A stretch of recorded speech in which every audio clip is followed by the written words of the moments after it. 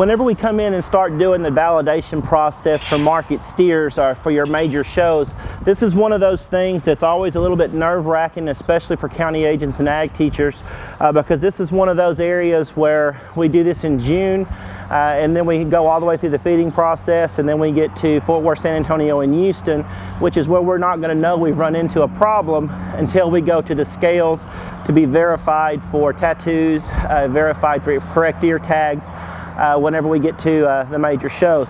So if we can go through here and be real thorough in this particular process, this is where we're going to eliminate and alleviate some of those problems that we might be able to run into. And there's basically 5 parts to the validation process.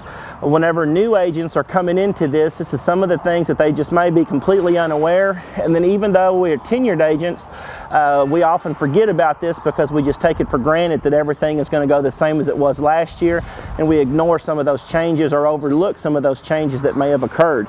The first thing that we're going to talk about is your paperwork. That's probably first and foremost. And included in that paperwork is your validation committee, because this is where some of those members can certainly come into play and help you with some of those menial tasks that often get overlooked, and that is the filling out of the validation forms themselves. The first one that you may be coming to look at, and it'll come in your validation packet whenever you get your tags from Sharon West and the folks that are up there in Dr. Dromgoole's office where you'll place your tag orders.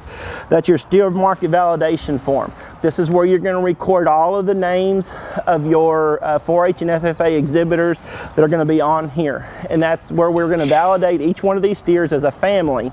And this is where you're going to put Joe or Johnny or Mary family on that card. So we've got it down now to where it's all printed on here. We just have to put every sibling that's on there, and making a special note if we happen to have step siblings. This is where we're going to have to make sure that we have everybody on that card and note, especially if those names are different.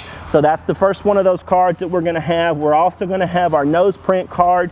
We're also going to have our DNA card that we're going to have with us, where we're going to collect our hair samples or our DNA samples. And then one of the most important ones is our ethics form. And that whenever this comes in, it's going to come in the form, you can download it off of the web, or a copy of this will come with you in your packet from the state office. It's going to be a 2-sided document. So whenever we go in and run that document, make sure that we have front and back so that we can collect the signatures, and we have all the information that's needed on there to get our to make sure that we have all the information and ethics codes met whenever you have your ethics sheet signed. So once all that paperwork is completely filled out, what we normally do in our county, in Grimes County, the only thing that we do not do or that we do not fill out beforehand is the signatures on those forms. That way we can go back over them whenever we get through with the validation process, make sure that all the signatures are there, make sure that all the county codes are on there, make sure that everything is intact. Then we'll sign off on it for the last time before we pull them apart, send them on their way, and the validation process is complete. So that's the first thing that we'll pay particularly close attention to, is going to be the paperwork.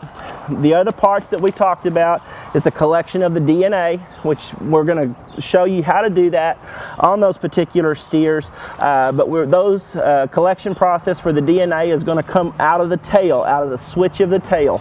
Not off the side, not off the body, not off the head, but out of the switch of the tail.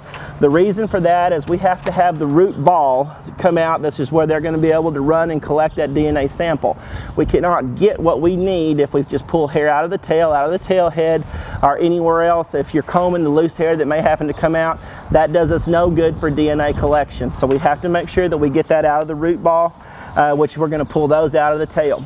The next to the last step that we're going to cover or talk about is the tattoo process. Obviously, we're not going to tattoo today because the steers that we have, that's a permanent marking on those cattle, and we're not going to go in and do that today, but that process we are going to discuss.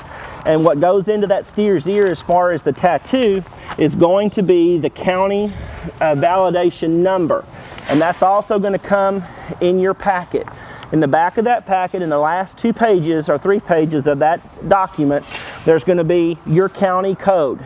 Each county in the state of Texas is assigned those numbers. All you've got to do, if you don't know it already, 093 is that for Grimes County, but you'll just come through, find your respective county, look at your look at your tattoo, or look at your assigned number, and that's what we're going to stamp inside that steer's ear.